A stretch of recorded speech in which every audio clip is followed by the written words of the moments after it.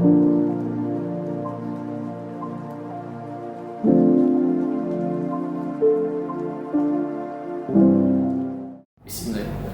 Assalamualaikum warahmatullahi wabarakatuh. Salam sejahtera bagi kita semua. Perkenalkan, saya Irlamdan MPD, dosen mata kuliah Sejarah Pendidikan PGRI, Universitas Indraprasta PGRI. Puji syukur kehadirat Allah Subhanahu wa Ta'ala yang memberikan kesempatan bagi kita untuk memulai perkuliahan ini. Mata kuliah Sejarah Pendidikan dan PGRI dirancang sebagai bagian dari RPS membekali mahasiswa dengan pemahaman historis yang mendalam mengenai evolusi pendidikan di Indonesia serta kiprah PGRI sebagai organisasi profesi dan perjuangan guru. Nah, di sini kita ada 4 pembahasan. Pertama, capaian pembelajaran mata kuliah atau CPMK. 2, pokok bahasan dan pertemuan. Ketiga, metode dan strategi pembelajaran. Keempat, penilaian dan asesmen. Selain itu, di sini juga nanti akan kita bahas CPL ya.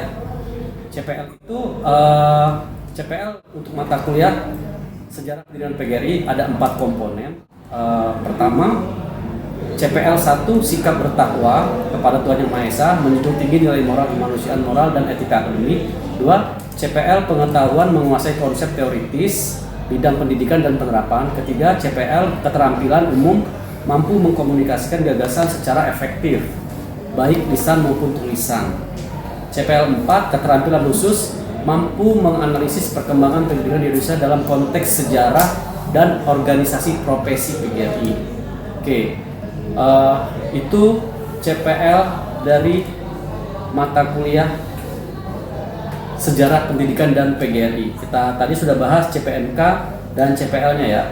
Oke, selanjutnya kita akan bahas terkait dengan materi dan isi ya. Nah, jadi di sini untuk topik pembahasan pertama kita akan menjelaskan tentang sejarah pendidikan Indonesia dari era sebelum kemerdekaan hingga era reformasi. Menguraikan sejarah dan dinamika organisasi PGRI serta peran terhadap dunia pendidikan dan guru di era otonomi daerah dan otonomi khusus, mengembangkan keterampilan refleksi kritis terhadap peran PGRI sebagai organisasi perjuangan profesi dan sertifikat pekerja. 2, pokok bahasan dan pertemuan mengacu pada RPS ke PGRI-an, kita pembahasan itu 2 SKS dan acuan selanjutnya itu RPS pendidikan secara umum, sejarah pendidikan secara umum ya. Oke, pertemuan topik untuk pertama pembahasannya itu adalah untuk orientasi kontrak perkuliahan pengantar sejarah pendidikan. 2, konsep dasar dan hukum PGRI. Pertemuan ketiga dan keempat kita bahas masa awal kemerdekaan, jati diri sistem informasi. 6 dan 7 sebagai organisasi perjuangan dan profesi. 8 sebagai serikat pekerja, PGRI sebagai serikat pekerja ya kita bahas. Oke, untuk pertemuan 9, profesionalisme guru dan peran PGRI di era otonomi. 10-11 peran PGRI dalam pengembangan karir dan kesejahteraan guru. 12 paradigma baru PGRI internasional di era reformasi. Jadi kita akan membahas tentang hubungan luar negeri PGRI yang membahas tentang isu-isu internasional terkait dengan pendidikan. 13, kita bahas tentang biografi tokoh pendiri PGRI dan nilai perjuangan. 14, refleksi dan review dari keseluruhan materi. Karena pertemuan 15 kita akan ada latihan soal, serta pertemuan 16 kita sudah UAS. Oke. 3, metode strategi pembelajaran. Nah, kita metodenya, dalam metode ini kita akan menggunakan 2 metode. Pertama, metode diskusi presentasi. Kedua, kita merefleksi diri lewat esai, review mingguan, dan refleksi per 3 bulanan. Lalu nanti kita akan ngebahas tentang praktek-praktek profesional pengajaran. 4, ada penilaian asesmen ya. Nah, untuk struktur bobot penilaian, kita nanti sesuai pembahasan RPS. Nah, partisipasi keaktifan diskusi itu penilaiannya ada 30% ya. Tugas individu dan tugas kelompok nanti buat paper atau makalah itu 20%. Selanjutnya UTS 20%, UAS 30%. Bobot ini disesuaikan dengan RPS ke PGRI-an yang menyertakan proporsi nilai diskusi dan nilai tugas dan nilai harian. Jadi untuk komponennya itu kita bagi menjadi 3 ya. Penilaian itu kognitif, psikomotorik, afektif. Kognitif bisa di UTS UAS, afektif bisa nilai sikap dan kehadiran, psikomotorik dinilai keaktifan siswa di dalam kelas. Itu saja pembahasan yang kita bahas dalam mata kuliah Sejarah Pendidikan dan PGRI. CPL dan CPMK-nya sudah kita bahas dan sudah Bapak uraikan. Terima kasih untuk pertemuan kali ini dan akan kita bahas dalam pertemuan selanjutnya dengan membentuk kelompok masing-masing setelah Bapak memberikan pembahasan dalam bentuk orientasi slide ya. Nanti kita lihat PPT-nya dan kita akan bentuk kelompok. Terima kasih. Assalamualaikum warahmatullahi wabarakatuh. Selamat pagi semuanya. Pagi. Apa kabar?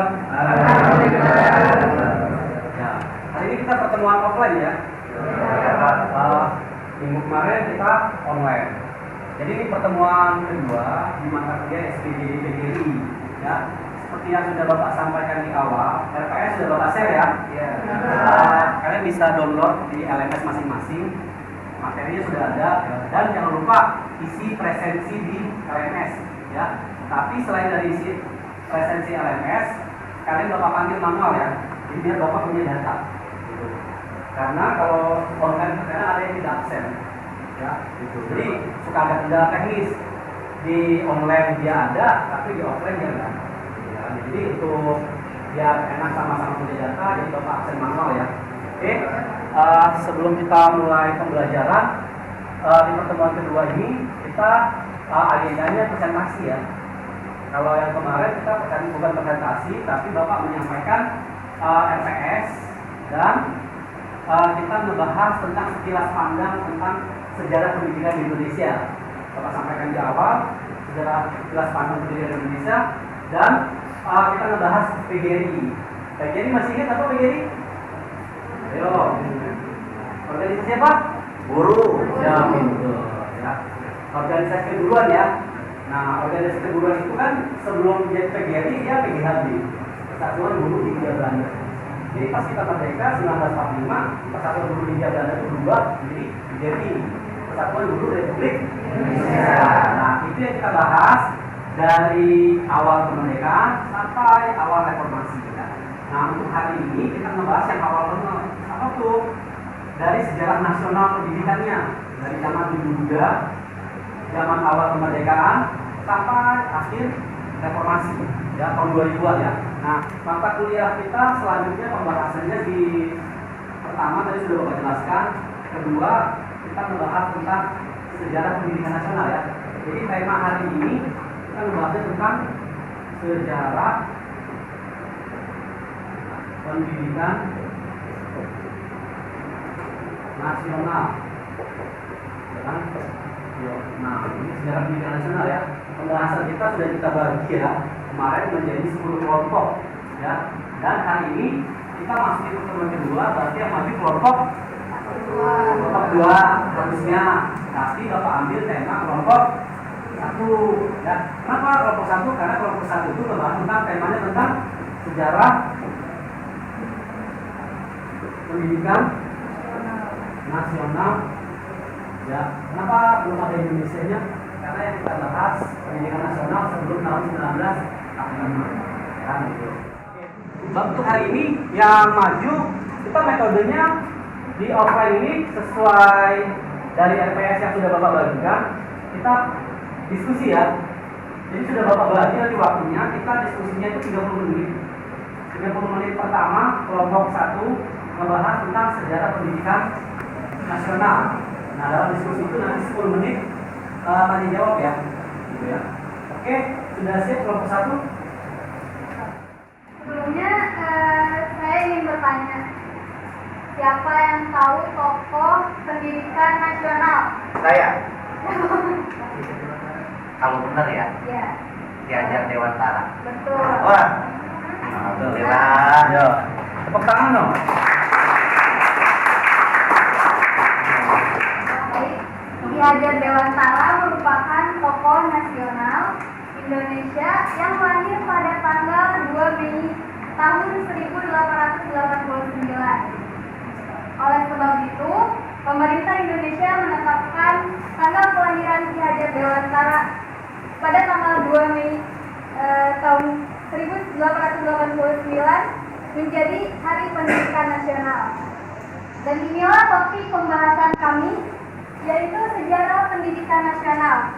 Assalamualaikum warahmatullahi wabarakatuh. Waalaikumsalam warahmatullahi wabarakatuh. Perkenalkan, nama saya Kaniana Alianti dengan NPM akhir 2205 dan teman saya, nama saya Fina Dewi Sabita dengan NPM akhir 1725. Dengan saya Nida Fadila dengan NPM akhir 1793. Sebelumnya terima kasih kepada Bapak telah meluangkan waktunya untuk kami mempresentasikan sejarah pendidikan nasional. Baik, dilanjutkan isinya. Yang pertama ada cover, terus kedua ada kata pengantar di makalah ini. Ya, halaman kedua ada kata pengantar. Langsung materi ya? Oh, semuanya Pak. Ya, dulu dengan materi. Sebenarnya kata pendidikan nasional pada bab ke-1 yaitu pendahuluan berisi latar belakang, urusan masalah dan tujuan. Di latar belakang menjelaskan tentang apa itu pendidikan dan bagaimana perjalanan pendidikan di Indonesia. Di paragraf ke-1 terdapat kalimat bahwa landasan historis pendidikan merupakan fondasi sejarah bagaimana pendidikan dilakukan dari masa ke masa, yang dapat dijadikan sebagai acuan atau dasar dalam pengembangan proses pendidikan. Sejarah dapat kita pelajari dan kita kembangkan di masa kini dan masa depan. Indonesia memiliki sejarah yang begitu panjang seperti yang kita ketahui dalam memperjuangkan kemerdekaan, termasuk juga memperjuangkan kemerdekaan pendidikan yang layak untuk seluruh masyarakat Indonesia. Masyarakat Indonesia dari masa ke masa mengharapkan pendidikan yang memiliki tujuan untuk dapat mengembangkan potensi individu peserta didik dalam arti dapat memberikan kesempatan bagi mereka untuk bisa menggali dan mencari potensi dan kemampuan yang ada dalam dirinya secara alami, tidak perlu atau tidak dipaksakan untuk diarahkan di golongan tertentu atau kelompok tertentu. Yang kedua ada rumusan masalah. Rumusan masalah berisi tentang informasi apa yang akan kita bahas dalam makalah tersebut. Seperti dalam makalah ini berisi tentang pertanyaan bagaimana sejarah pendidikan dari masa ke masa, dari zaman purba, zaman Hindu, Buddha, dari zaman permulaan Islam, dari zaman kolonial Portugis, Spanyol, Belanda, dan Jepang. Kemudian ada tujuan. Tujuan berisi tentang tujuan dibentuknya makalah ini untuk memberikan informasi dan wawasan kepada pembaca makalah ini mengenai sejarah pendidikan di Indonesia dari zaman ke zaman. Bab kedua yaitu pembahasan. Pembahasan ini berasal dari rumusan masalah yang kita buat di atas tadi. Yang pertama yaitu sejarah pendidikan pada zaman purba. Sejarah pendidikan pada zaman purba memiliki tujuan utama untuk memberikan generasi muda ilmu, yaitu mencari nafkah, membela diri, hidup bermasyarakat, taat akan adat dan kepercayaan serta nilai-nilai agama yang dianut oleh masyarakat. Kebudayaan pada zaman purba masih sangat sederhana sehingga pendidikannya hanya dilakukan pada lingkungan keluarga dan lingkungan masyarakat sekitar. Kurikulum yang digunakan pada zaman pendidikan purba ini yaitu tentang pengetahuan, sikap dan nilai kepercayaan, keterampilan mencari nafkah, hidup bermasyarakat dan bergotong royong. Pendidiknya utamanya adalah orang tua dan masyarakat di lingkungan sekitar yang jumlahnya cukup terbatas. Selanjutnya ada pendidikan pada zaman Hindu Buddha. Pada zaman ini nenek moyang kita tinggal di daerah yang tinggal di daerah pesisir pantai. Mereka melakukan hubungan perdagangan dengan orang-orang India, sehingga dengan orang-orang India yang singgah dari perjalanannya. Seiring dengan itu, ke dalam masyarakat kita masuklah kebudayaan yang dibawa oleh orang-orang Belanda, seperti agama, tulisan, bahasa, dan juga sistem pemerintahan yang dianut oleh India atau yang mengaku di India. Contohnya seperti tokoh para ketua adat yang dinobatkan atau menobatkan diri menjadi raja-raja lokal. Lalu struktur sosial yang pada awalnya bersifat egaliter juga terus berubah. Raja dengan para pegawainya berstatus sebagai yang dijamin, sedangkan rakyat jelata berstatus sebagai yang menjamin. Sekalipun stratifikasi sosial semacam itu tidak berlaku secara menyeluruh dan tegas di dalam masyarakat kita, namun batas pemisah kelas sosial antara yang dijamin dan yang menjamin tampak jelas. Pada awalnya, yang menjadi pendidik adalah kaum Brahmana. Kemudian lama-kelamaan, perangku menjadi guru menggantikan kedudukan para Brahmana. Namun demikian, para guru pertapa juga biasanya selektif dalam menerima seseorang untuk menjadi muridnya. Tujuan pendidikan pada umumnya adalah agar para peserta didik menjadi penganut agama yang taat, mampu hidup bermasyarakat sesuai dengan tatanan masyarakat yang berlaku saat itu, mampu membela diri dan membela negara sesuai dengan jenis lembaga pendidikannya. Maka metode atau cara-cara pendidikannya pun adalah sistem guru pula. Dalam sistem ini, murid tinggal bersama guru di rumah guru atau asrama atau mungkin ya asrama, atau enggak kalau misalnya di Islam ada pesantren seperti itu. Lalu selanjutnya ada pendidikan pada zaman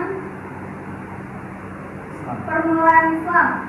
Latar belakang sosial budaya Nusantara memiliki letak yang strategis dalam rangka pelayaran dan perdagangan melalui para saudagar dari Jawa yang masuk memeluk ajaran agama Islam. Contohnya seperti yang kita ketahui ada Wali Songo. Lembaga perguruan pada zaman ini sudah ada sebelumnya yang dari masa Hindu-Buddha seperti pesantren yang dilanjutkan oleh para wali, ustadz ataupun ulama Islam. Pendidikan pada zaman ini berisi tauhid, Al-Quran, hadis, fikih, dan bahasa Arab, termasuk menulis dan membaca. Pendidikan dilakukan dengan metode yang bervariasi. Dilakukan tergantung dengan sifat materi,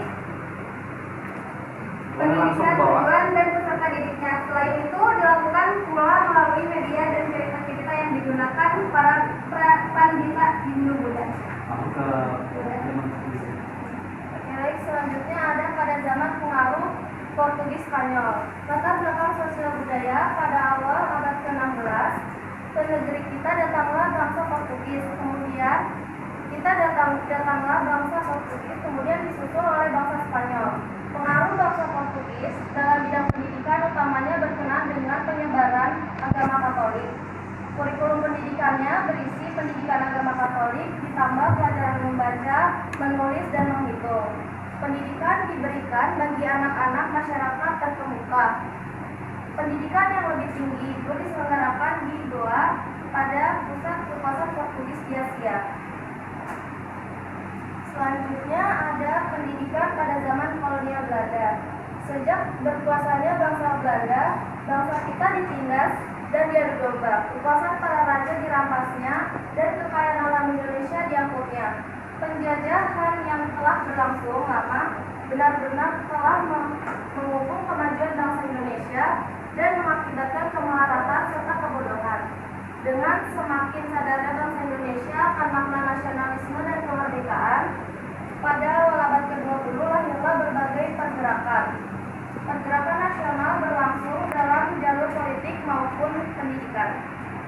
Selanjutnya ada pendidikan zaman VOC.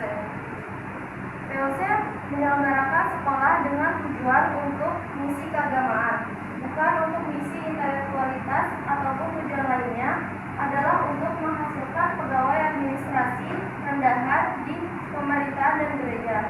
Sekolah pertama didirikan VOC di Ambon pada tahun 1607. Murid-muridnya berasal dari anak-anak pegawai, sedangkan anak-anak rakyat jelata tidak diberi kesempatan untuk sekolah. Selanjutnya, pendidikan zaman pemerintah kolonial Belanda. Sebagai kelanjutan dari zaman VOC, pendidikan pada zaman pemerintah kolonial Belanda pun mengecewakan bangsa Indonesia. Dalam periode pemerintahan kolonial Belanda, betapa kecilnya usaha-usaha pendidikan bagi kalangan bumi putra sampai akhir 1940. Jumlah penduduk bangsa Indonesia pada saat itu yaitu 68.632.000, sedangkan yang bersekolah hanya 3,32%. Selanjutnya ada pada zaman Jepang. Pendidikan zaman pendudukan militerisme Jepang merupakan bentuk kepentingan identitas kekuasaan terhadap bangsa Indonesia. Bentar, ini sampai Jepang ya? Iya, Pak. Ya, nanti dilanjutkan oleh kelompok selanjutnya di awal kemerdekaan sampai reformasi ya? Ya, oke. Jadi kita batasi ya permasalahannya sampai Jepang. Setelah itu nanti kalian duduk, kita buka sesi diskusi presentasi. Ya, oke. Sekarang langsung ke pendidikan Jepang. Silakan lanjut ke otak kebablasan tadi. Ya, ke Jepang ya. Ya, lanjut. Baik, akan saya ulang. Pada zaman Jepang, pendidikan zaman pendudukan militerisme Jepang merupakan bentuk kepentingan identitas kekuasaan terhadap bangsa Indonesia. Jepang dengan gerakan 3A-nya ternyata dapat mengambil rakyat Indonesia. Gerakan 3A ini dibentuk pada tanggal 29 April 1942 dengan tujuan menyebarluaskan propaganda militer Jepang dengan usaha dapat mengambil rasa simpati rakyat Indonesia. Gerakan 3A memiliki arti Jepang Cahaya Asia, Jepang Melindungi Asia, dan Jepang Pemimpin Asia. Konkretnya adalah landasan pendidikan Jepang membawa rakyat Indonesia untuk bisa bekerja sama dalam mencapai tujuan Jepang, yaitu kemakmuran bersama Asia Raya. Masuk kesimpulan ya. Masuk kesimpulan. Penutup yaitu kesimpulan. Kesimpulan yang dari makalah ini yaitu pendidikan Indonesia dari masa ke masa mengalami perkembangan tersebut dapat dijadikan sebagai landasan historis pendidikan nasional. Pendidikan selalu dinamis, mencari yang baru, memperbaiki dan memajukan diri agar tidak tertinggal oleh zaman dan selalu berusaha bersiap menghadapi zaman yang akan datang atau untuk dapat bertahan hidup dengan bekerja senafas dengan semangat perubahan zaman. Pendidikan nasional mewariskan peradaban masa lalu sehingga peradaban masa lalu yang memiliki nilai-nilai luhur dapat dipertahankan dan ditularkan lalu digunakan serta dikembangkan oleh generasi penerus dalam kehidupan mereka di masa kini dan masa yang akan datang. Demikian presentasi dari kelompok kami. Apakah ada yang ingin bertanya? Sebelum dibuka sesi pertanyaan, silakan duduk dulu. Kita buka sesi pertanyaan ya dari makalah presentasi yang sudah ditampilkan, dan kalian bisa lihat di materi yang sudah di-share di kelompok kelas ya, di grup WA. Silakan dibaca, diamati kira-kira ada pertanyaan tidak terkait dari materi yang sudah disampaikan oleh kelompok 1. Nah, di sini bisa kita tarik kesimpulan bahwa proses pendidikan di Indonesia, kalau kita sebut 1945 sini namanya Indonesia, tapi 1945 Pulau masih kita sebut nasional karena dari tahun 1 sampai tahun 1942 Indonesia itu belum ada nama ya. Jadi lihat di sini historis tahun 1 sampai tahun 400 sampai tahun 700 sampai tahun 1000 ya. Ini udah ada pendidikan ya. Nah, ini zaman Hindu Buddha ya. Dari tahun 1000 sampai tahun 1500 ini udah masuk zaman kerajaan Islam. Walaupun masih ada kerajaan Majapahit di sini ya, 1200 sampai 1300. Nah, 1600 sampai 1800 sudah ada di materi. Ini isinya orang-orang Portugis, orang-orang Portugal, orang-orang Spanyol, orang-orang Eropa yang meluaskan jajahannya ke seluruh dunia, termasuk di Nusantara. Namanya masih Nusantara ya dulu, karena masih ada kerajaan-kerajaan, kita belum bersatu.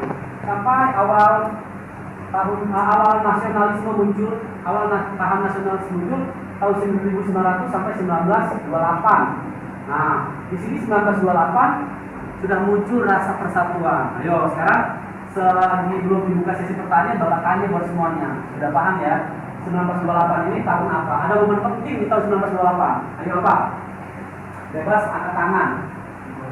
1928 ini ada momen penting buat bangsa kita. Ayo, momen apa di 1928? Ayo Yeti, hah? Apa? Tadi dijawab? Dia pemuda kok. Pinter. 1928 itu Sumpah Pemuda. Siapa namanya? Ramli. Wah, Ramli Simanjuntak ya. Iya, bagus nih Ramli. Berarti ingat sejarahnya keren kan? 1928 ini awal mula kepikiran mau membentuk bangsa, ya kan? 1928 ini Sumpah Pemuda.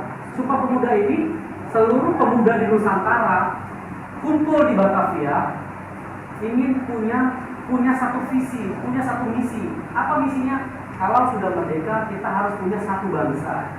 Kalau sudah merdeka kita punya tanah air. Kalau kita merdeka kita satu tumpah darah. Ya kan? Gitu. Ada tokohnya dong, Sumpah Pemuda ini.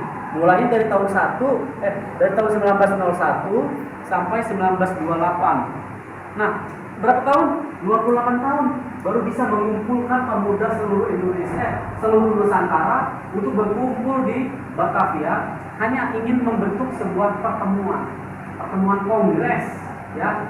Dulu namanya kongres, tapi ditangkap sama Belanda. Kongres pertama ditangkap, ya. Mungkin dibilang pengkhianat ya, ekstremis, karena pengen misahin diri, ya gitu. Kumpul lagi kedua ditangkap. Akhirnya 1928 mereka ganti nama, bukan Kongres Young Leader. Awal mula karena kita dipengaruhi oleh Belanda, bahasanya sehari-hari pakai bahasa Belanda, bahasa pengantar bahasa Belanda, pengumuman pamflet bahasa Belanda. Akhirnya para tokoh di sini diketuai oleh Muhammad Yamin ya, Yamin. Mereka tuh karena ditangkap tuh sama Belanda. Udah, kalau gitu kita kongres berikutnya kita ubah namanya. Jangan Kongres Young Leader, tapi kita ubah jadi Sumpah Pemuda. Nah, ketika dibikin pengumuman Sumpah Pemuda, dimuat di koran di Belanda, disebar di seluruh dunia bahwa 1928 pemuda di Nusantara berkumpul, berjanji, bersumpah ini punya tanah air. Ya kan? Nah, di mata penjajah pemberontak bukan? Pemberontak, ada yang misahin diri kan? Tapi mereka ubah konsepnya. Jadi pertemuan pemuda Nusantara untuk bersumpah. Nah, sumpahnya ini terinspirasi dari tahun 1300. Ayo, ada kerajaan besar di tahun 1300 itu yang bisa menyatukan Nusantara. Kerajaan besar namanya Majapahit. Dia punya panglima TNI lah kalau sekarang. Ayo, tadi ada yang ribut? Nah, siapa namanya? Rusli. Tadi Ramli. Ini apa? Ini Rusli. Rusli Samsudin ya. Rusli Samsudin. Ya, Rusli pinter nih Rusli. Tadi bilangnya Hayam Wuruk ya. Siapa? Gajah Mada. Gajah Mada itu pimpinan militer tertinggi zaman Majapahit. Ya. Terima kasih untuk hari ini. Habis ini masih ada kelas nggak? Ada kelas ya? Pulang ya? Ya sudah. Kalau misalnya pulang hati-hati. Dan kalau misalnya ada waktu, sholat asar di sini saja. Ya kan gitu. Terima kasih. Assalamualaikum warahmatullahi wabarakatuh. Terima kasih ya. Kelasnya luar biasa. Alhamdulillah. Oke, demikian untuk pembahasan hari ini. Yang kita bahas hari ini sejarah pendidikan dan PGRI. Sampai ketemu di mata kuliah selanjutnya. Assalamualaikum warahmatullahi wabarakatuh.